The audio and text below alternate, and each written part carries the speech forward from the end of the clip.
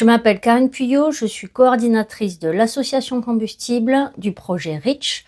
et je suis consultante dans le secteur du spectacle vivant, le secteur associatif, et je coordonne donc des projets internationaux soutenus par le programme Erasmus+.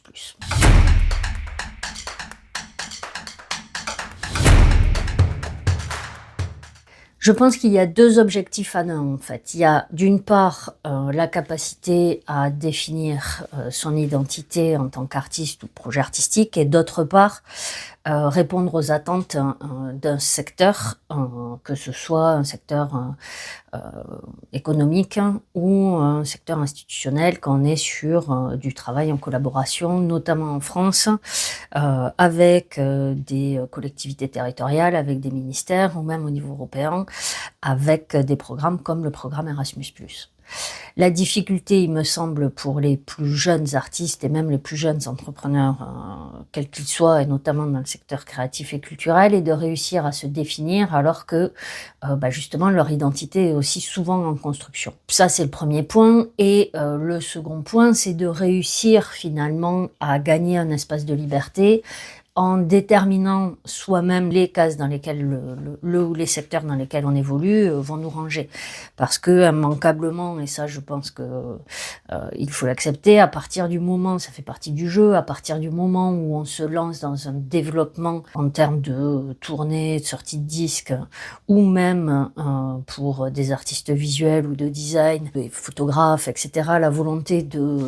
d'exposer, d'être confronté à un public, on rentre soit donc dans un secteur marchand, soit dans un secteur institutionnel, voire les deux. Et ces secteurs-là ont la nécessité, de par leur fonctionnement intrinsèque, de déterminer dans quelle case ils vont ranger d'une certaine manière les artistes ou les projets artistiques ou culturels. Donc ce que je dis souvent, c'est que notre espace de liberté en tant qu'artiste, c'est de pouvoir essayer d'orienter au maximum pour choisir la case dans laquelle on va nous ranger.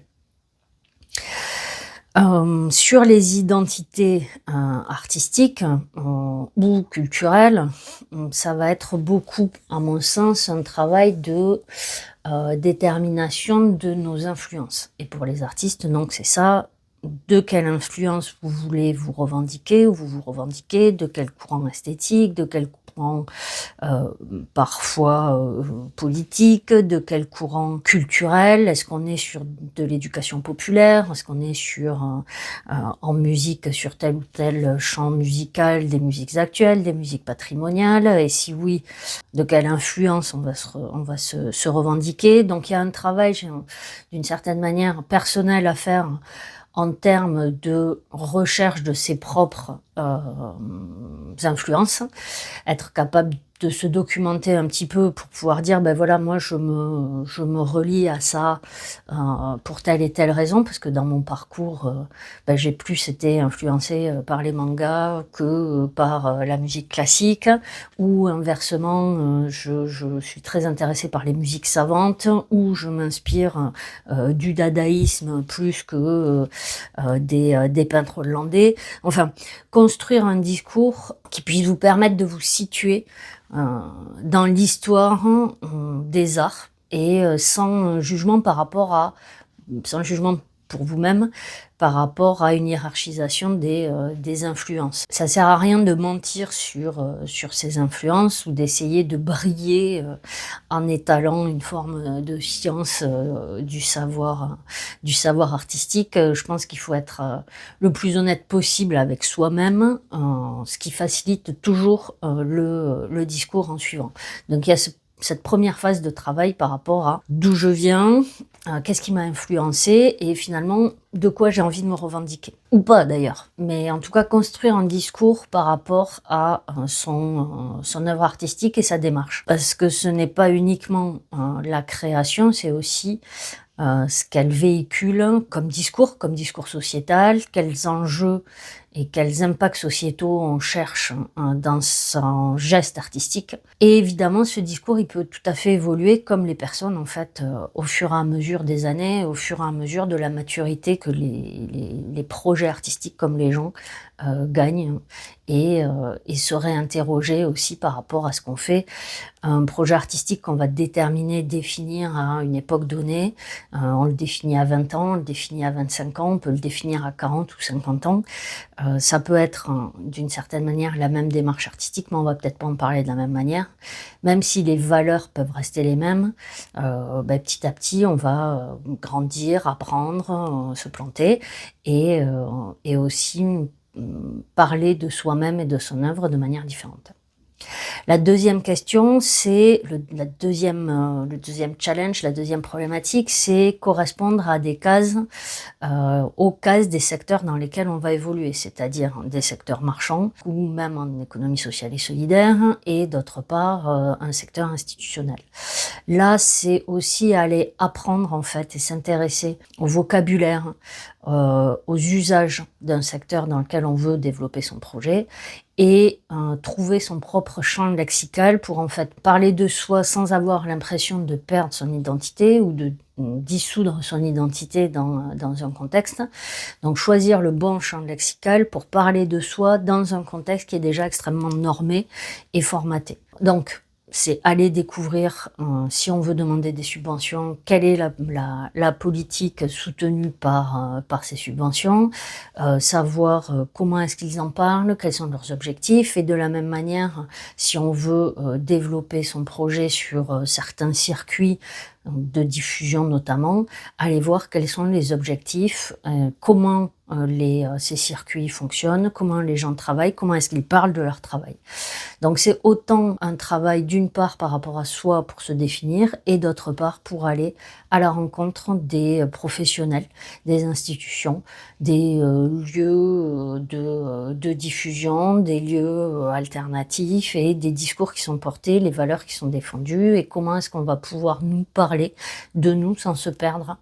dans les circuits dans lesquels on veut être développé.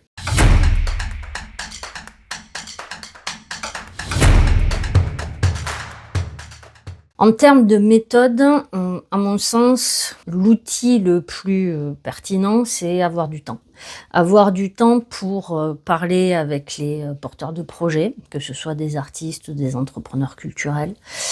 et avoir du temps pour les questionner sur justement les valeurs qu'ils annoncent, les actions qu'ils portent, la façon dont ils le font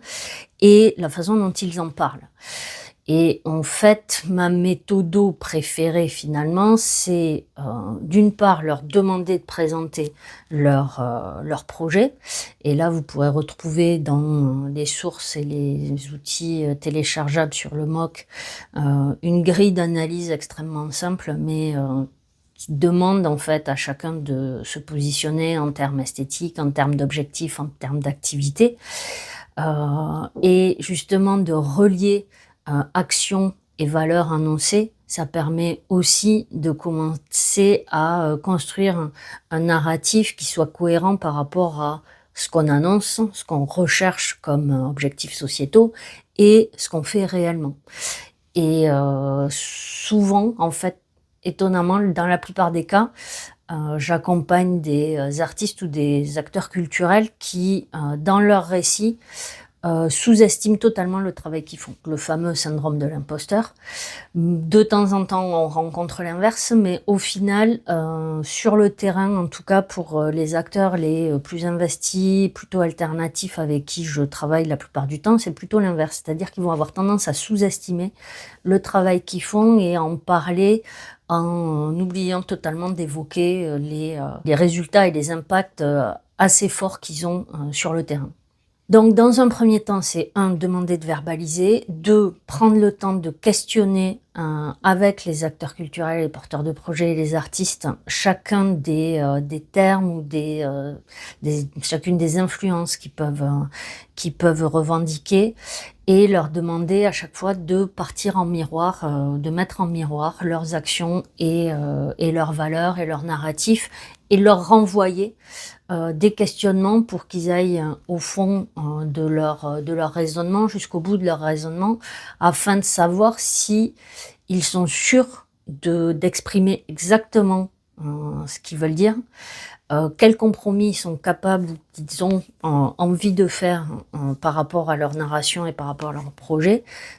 en connaissant justement des secteurs dans lesquels ils évoluent, après qu'ils aient fait ce travail de recherche et de réflexion.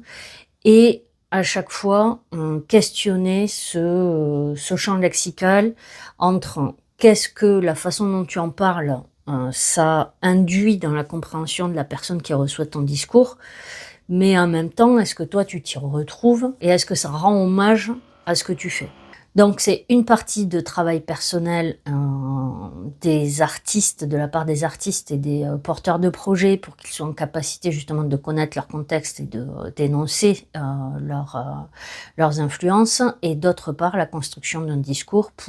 en envisageant aussi ce que ça va évoquer chez les personnes à qui ils parlent et selon les contextes. Et donc un des derniers exercices, c'est de leur demander d'être en capacité de parler de leur projet, que ce soit de manière institutionnelle sur une présentation de projet très formelle qui va durer, on fait plusieurs exercices dans ce sens-là, entre 10 minutes jusqu'à 3/4 d'heure en face d'un public averti, d'experts, etc.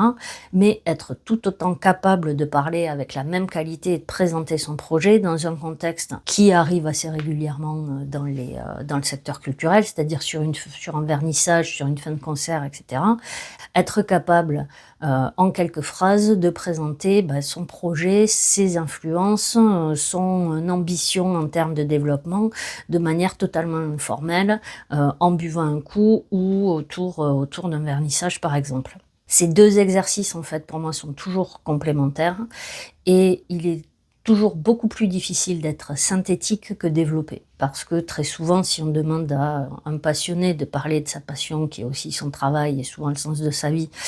il peut tenir très très longtemps. Par contre, demander à quelqu'un d'être extrêmement pertinent en très peu de temps et en 2 ou 3 phrases, c'est un exercice qui est bizarrement beaucoup plus compliqué, parce que il nécessite en fait d'avoir mené ce travail de réflexion et ce travail d'abstraction autour de son projet, pour en être arrivé à l'essence même de ce qu'on fait, de comment on se définit.